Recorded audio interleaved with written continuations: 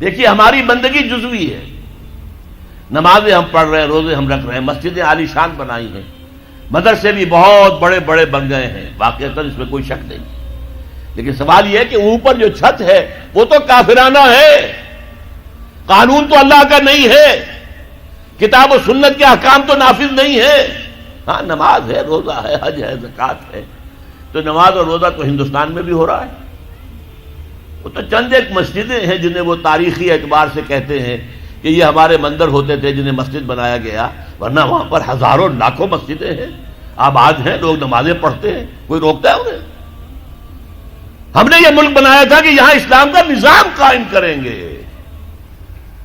نماز تو آپ امریکہ میں جا کر پڑھیے، امریکہ کو کوئی اعتراض ہی نہیں۔ You have come here, you have purchased synagogues and churches and you have turned them into mosques.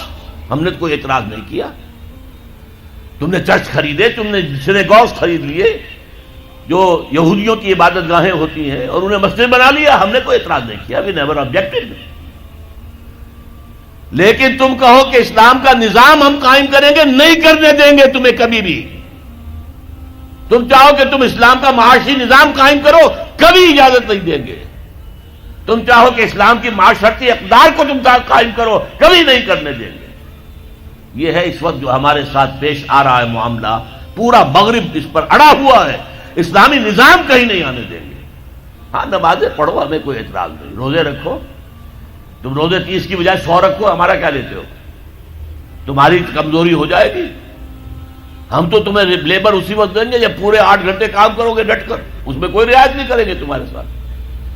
بہرحال سوال یہ ہے کہ میں کیا کروں، کوئی راستہ ہے؟ دیکھیے کنویں میں، اب آج کل تو وہ کنویں اس طرح کے ہیں نہیں، دیہات میں تو ہے، کنویں میں کتا گر گیا، بلی گر گئی، مردار ہے کنویں کے اندر، کنویں کا پانی حرام ہو گیا، نجس ہو گیا، لیکن آخر کو راستہ تو ہے نا بھائی، اتنا پہلے تو اس کتے کو یا اس بلی کی لاش کو نکال کے باہر پھینکو، اور پھر اتنے ڈول اور نکال کر باہر پھینک دو، پھر وہ پانی صاف ہے۔ اس کا کیا نام ہے؟ کفارہ۔ اسی طرح رمضان کا روزہ تھا، آپ سے صبر نہیں کیا گیا، اپنی بیوی سے ہم بستری کر بیٹھے دوپہر کے وقت، روزہ ٹوٹ گیا، اب کیا ہے؟ اس کی گناہ کی کوئی بدل بھی ہے؟ ہاں ہے، 60 روزے رکھو اب متواتر پے بپے، 60 روزے، تب کفارہ ہوگا اس گناہ کا، تم نے فرض روزہ توڑ دیا۔ ہاں اگر نفلی روزہ تھا تو توڑ دیا تو صرف اس کی قضا دینی ہوگی بس، فرض روزہ اسے توڑ دیا ہے تو اس کے لیے تو 2 مہینے کے 60 روزے پے بپے رکھنے پڑے۔ تو اب ہم جو کفر کے تحت زندگی گزار رہے ہیں، اور اس اعتبار سے اللہ کی نگاہ میں ہم کافر ہیں، لیکن سوال یہ ہے کہ جائیں تو کہاں جائیں، کریں تو کیا کریں؟ نظام کفر کا ہے، قرآن کہتا ہے وَمَن لَّمْ يَحْكُم بِمَا أَنزَلَ اللَّهُ فَأُولَٰئِكَ هُمُ الْكَافِرُونَ۔ جو لوگ قرآن کی، اللہ کی اتاری ہوئی شریعت کے مطابق فیصلے نہیں کرتے، وہی تو کافر ہے۔ کافر کسے کہتے ہیں؟ اقبال نے کہا نا، بتوں سے تجھ کو امید ہے، خدا سے نو امیدی، مجھے بتا تو صحیح اور کافری کیا ہے؟ تمہاری ساری امیدیں امریکہ کے ساتھ وابستہ ہیں، وہ مسئلہ طے کرا دے، وہ یہ کرا دے، وہ کرا دے، وہ معاملہ ہمارا، وہی تو سب سے بڑا چور وہی ہے، سب سے بڑا ڈاکو وہی ہے، سب سے بڑا اسلام کا مخالف وہی ہے، اور اسی کے پاس ہم جاتے ہیں۔ قرآن کا فتویٰ تو یہ کہ تم کافر ہو۔ ہاں انفرادی طور پر تم مسلمان ہو، اجتماعی طور پر قومی سطح پر تم کافر ہو۔ وَمَن لَّمْ يَحْكُم بِمَا أَنزَلَ اللَّهُ فَأُولَٰئِكَ هُمُ الْكَافِرُونَ۔ یہ 7واں رکوع ہے سورہ مائدہ کا، اور پھر فرمایا وَمَن لَّمْ يَحْكُم بِمَا أَنزَلَ اللَّهُ فَأُولَٰئِكَ هُمُ الظَّالِمُونَ۔ جو اللہ کے اتارے ہوئے قانون کے مطابق فیصلے نہیں کرتے وہی تو مشرک ہیں، اللہ کے حکم کو چھوڑ کے کسی اور کے حکم پر فیصلہ کر رہے ہو، اس سے بڑا شرک کیا ہوگا؟ اور تیسری مرتبہ فرمایا وَمَن لَّمْ يَحْكُم بِمَا أَنزَلَ اللَّهُ فَأُولَٰئِكَ هُمُ الْفَاسِقُونَ۔ وہی تو فاسق ہیں، فاجر ہیں، وہی تو سرکش ہیں، وہی تو باغی ہیں، وہی تو غدار ہیں اللہ کے، جو اللہ کی شریعت کے مطابق فیصلے نہیں کرتے۔ اب ان 3 آیتوں کی روح سے سمجھ لیجئے ہم کہاں کھڑے ہیں، کیا کر رہے ہیں۔ دیکھیے میں آپ کو ایک مثال دیتا ہوں، ہماری آبادی کا میں سمجھتا ہوں اکثریت تو وہ ہے جو نماز روزے کے لیے پابند نہیں ہے. ان چیزوں کا چرچا شہروں میں زیادہ، دیہات میں بہت کم رہ گیا، بہت کم، بہت کم. اور ہماری 70% آبادی دیہات کے اندر ہے. اچھا، جو نمازیں پڑھتے روزے رکھتے ہیں، خاص طور پر شہروں کے کاروباری لوگ، وہ بلیک مارکیٹنگ بھی کرتے ہیں، وہ حسابات بھی غلط دیتے ہیں، جھوٹ بولتے ہیں، جھوٹ یا حلف اٹھاتے ہیں کہ یہ حساب ہم حلفیہ میں کہہ رہا ہوں یہ حساب صحیح ہے، جبکہ حساب غلط ہے. سودی کاروبار کرتے ہیں، اپنے کاروبار کو بڑھانے کے لیے سود کا قرضہ لیا ہے، سودی قرضہ لیا بینک سے، اپنی بلڈنگ بنانے کے لیے بہت بڑی قرضہ لیا ہے بینک سے. تو ان کی عبادت کیا ہوئی؟ وہ اس آیت کے ذیل میں آ گئے کہ نہیں؟ افتؤمنون ببعض الکتاب وتکفرون ببعض فما جزاء من يفعل ذلك منكم الا خزي في الحياة الدنيا ويوم القيامة يردون الى اشد العذاب وما الله بغافل عما تعملون.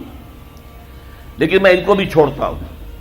فرض کیجئے ایک شخص ہے، نماز پڑھتا ہے پوری 5 وقتہ مسجد میں، رمضان کے روزے رکھتا ہے، اور بھی اللہ توفیق دیتا ہے ایام 20 کے روزے رکھ لیتا ہے، یا ہفتے میں 2 روزے رکھتا ہے، سوموار کے اور جمعرات کے وغیرہ، زکوٰۃ دیتا ہے، کاروبار بھی سارے حلال کر رہا ہے، حرام نہیں کر رہا، سود میں بھی براہ راست ملوث نہیں ہے، نہ پیسہ سود پہ اوپر بینک میں رکھ کر سود کھایا، نہ سود پر قرضہ لے کر کوئی اپنا کاروبار بڑھایا، نہ کوئی اپنا کارخانہ لگایا، نہ کوئی اپنی بلڈنگ اونچی بنائی. پردہ بھی اس نے اپنے گھر میں بالکل شرعی نافذ کر دیا. وہ اس پورے اسلام پر کاربند ہے جس میں وہ کاربند ہو سکتا ہے اس وقت، لیکن وہ اس قوم کا فرد ہے جو قوم اللہ کے فتوے کے مطابق کافر قوم ہے، جو اللہ کے فتوے کے مطابق مشرک قوم ہے، جو اللہ کے فیصلے کے مطابق فاسق و فاجر قوم ہے. قوم کے فرد تو ہم اسی کے ہیں. چور کا ہاتھ تو نہیں کاٹا جا رہا، ڈاکوؤں کو وہ سزا تو نہیں جا رہی سورہ مائدہ میں جو آئی ہے، ان کے ہاتھ اور پاؤں مقابل سم سے کاٹ دیے جائیں، یا یہ کہ انہیں ملک سے باہر دفع کر دیا جائے، قتلوا تقتیلا، ان کے ٹکڑے کر دیے جائیں. ڈاکوؤں کو کوئی سزا ملتی ہے ایسے؟ اول تو پکڑنے کا کیا سوال، پکڑ گئے تو رشوتیں دے کر چھوٹ جائیں گے. یہاں تو عدل بھی جو ہے خریدا جا سکتا ہے بڑے آرام سے، اور نہیں تو 4-6 مہینے جیل میں رہ لیں گے. وہاں بھی ان کا بڑا راج ہوتا ہے. جو ڈاکو ہوں ان کی تو ہیبت ہوتی ہے، جیل کے صدری خود ان سے ڈرتے ہیں، ساری چیزیں حرام ان کے پاس وہاں بھی پہنچتی ہیں، جیل کے اندر نکل آئیں گے. اللہ اللہ خیر صلی اللہ. کہیں شرعی سزا دی گئی کسی ڈاکو کو؟ یہاں ابھی تو یہ بڑی بحثیں چل رہی ہیں. حدود قوانین جو بنائے گئے تھے وہ بڑی جلدی میں بنائے گئے تھے، کچھ خلا اس میں رہ گئے ہیں، لیکن اصل میں جو لوگ شور مچا رہے ہیں وہ ہیں جو کہتے ہیں کہ یہ اسلامی سزائیں وحشیانہ ہیں. بے نظیر بھٹو کا کہنا ہے یہ وحشیانہ سزائیں ہیں، اللہ کی دی ہوئی سزائیں وحشیانہ ہیں. معاذ اللہ ثم معاذ اللہ ثم معاذ اللہ کلمہ کفر ہے.